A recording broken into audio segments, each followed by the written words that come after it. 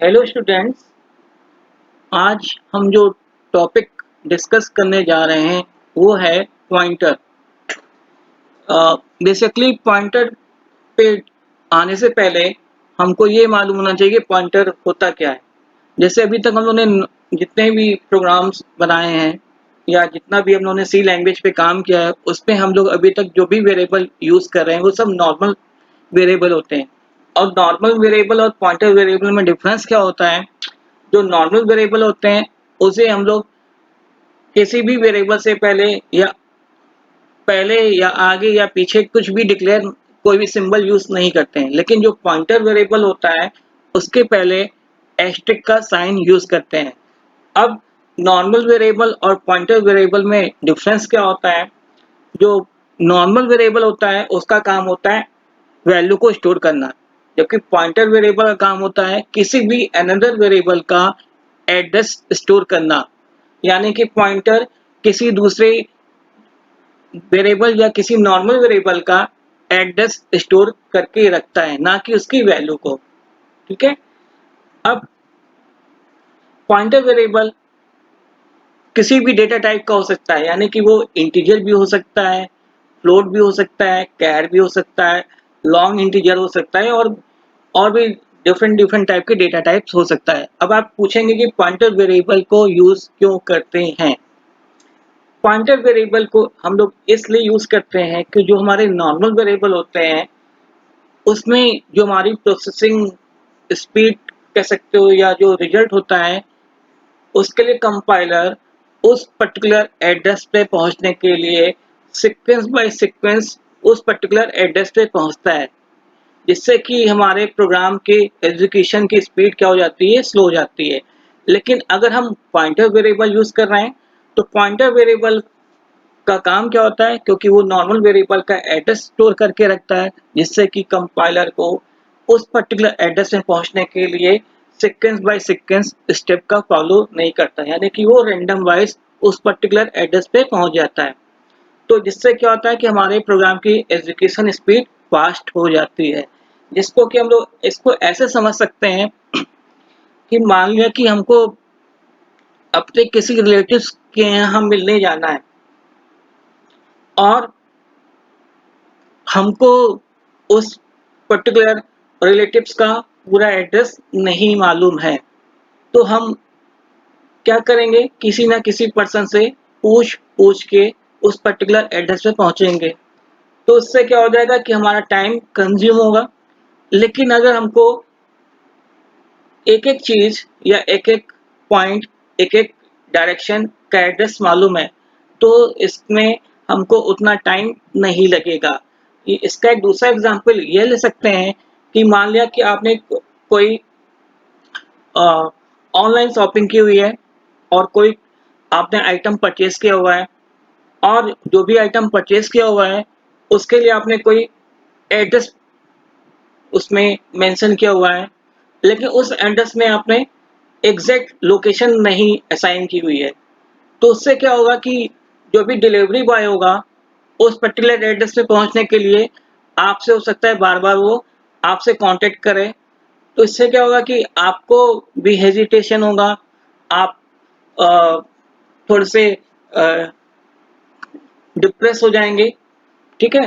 तो वो जो टाइम लग रहा है उस टाइम से बचने के लिए हम लोग यहाँ पे क्या यूज करते हैं? पॉइंटर। तो पॉइंटर में जो भी एड्रेस होता है तो वो कंपाइलर उस पर्टिकुलर एड्रेस में पहुंचने में उसको उतना टाइम नहीं लगता।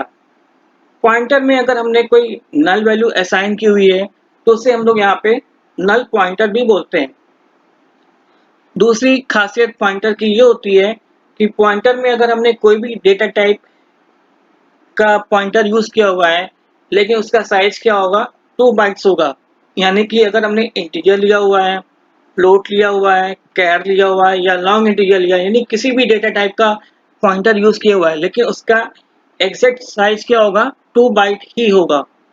पॉइंटर को डिक्लेयर करने के लिए किसी भी वेरिएबल से पहले अगर एस्टेरिस्क का साइन यूज किया हुआ है उसे हम लोग पॉइंटर वेरिएबल बोलते हैं। पॉइंटर वेरिएबल को एक दूसरे नाम से यानी कि उसे हम लोग इन डायरेक्शन पॉइंटर भी बोलते हैं। इन डायरेक्शन पॉइंटर का मतलब क्या हो गया? कि क्योंकि पॉइंटर किसी वेरिएबल का एड्रेस स्टोर करके रखता है, तो इनडायरेक्ट वे में हम किसी भी वेरिएबल के पॉइंटर के थ्रू कोई भी वैल्यू इनपुट करा रहे हैं, तो इनडायरेक्ट वे में वैल्यू किसी नॉर्मल वेरिएबल में ही जा रही है। तो इस तरह से हमारा यहाँ पे पॉइंटर यूज होता है। अब इस पॉइंटर को समझने के लिए हम लोग एक फिगर पे आते हैं। जैसे कि मैंने यहाँ पे दो बॉक्स बना रखे हैं, जिसमें ए वेरिएबल हमारा एक नॉर्मल वेरिएबल है और जो दूसरा बॉक्स है जिसमें कि वेरिएबल यानी पी से पहले एस्टेरिस्क का साइन लगा हुआ है, यानी कि वो पॉइंटर वेरिएबल है। जो हमारा ए वाला बॉक्स है उसको मैंने 60023 एक एड्रेस प्रोवाइड किया हुआ है। जो सेकंड बॉक्स है उसमें उस नॉर्मल वेरिएबल का एड्रेस स्टोर है और पॉइंटर किसको डिनोट कर रहा है, ए के एड्रेस को या ए को डिनोट कर रहा है, यानी कि पॉइंटर इनडायरेक्ट वे में नॉर्मल वेरिएबल को डिनोट कर रहा है, यानी कि पॉइंटर वेरिएबल या पॉइंटर वेरिएबल किसी भी नॉर्मल वेरिएबल का एड्रेस स्टोर करके रखता है। अब हम लोग प्रोग्राम पे आते हैं। जैसे कि मैंने यहाँ पे एक प्रोग्राम बना रखा है जिसमें कि दो हेडर फाइल्स लगा रखी हैं, studio.h और conio.h। देन थर्ड लाइन पे void main लगा हुआ है। फिर इसके बाद देखिए मैंने यहाँ पे एक फ्लोट वेरिएबल ले रखा है जिसमें कि a नॉर्मल वेरिएबल है और b हमारा एक पॉइंटर वेरिएबल है।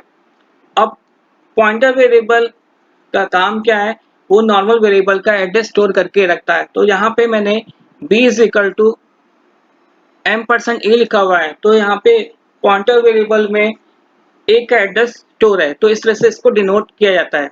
अगर हमको पॉइंटर वेरिएबल का एड्रेस मालूम करना है, यानी कि यहाँ पे a का एड्रेस मालूम करना है, तो यहाँ पे एड्रेस को डिनोट करने के लिए हम लोग यहाँ पे %u का साइन यूज करते हैं। तो यहाँ पे क्या होगा, a का एड्रेस डिस्प्ले होके आएगा।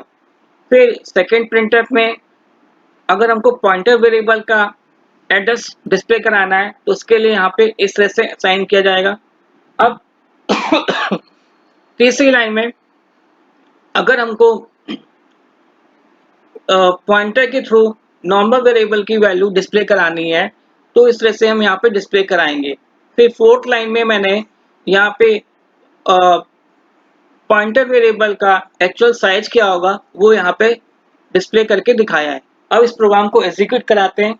एग्जीक्यूट करने के लिए हम लोग Alt F9 करेंगे, फिर Ctrl F9 करेंगे।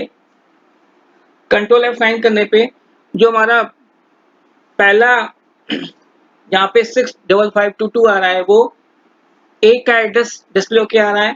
फिर जो सेकंड यहाँ पे 65520 लिखा हुआ है वो पॉइंटर वेरिएबल का एड्रेस स्टोर करके आ रहा है। फिर थर्ड लाइन पे उसकी एक्चुअल वैल्यू आ रही है और फोर्थ लाइन में उसका एक्चुअल साइज डिस्प्ले होके आ रहा है। तो इस तरह से हमारे यहाँ पे पॉइंटर यूज होगा।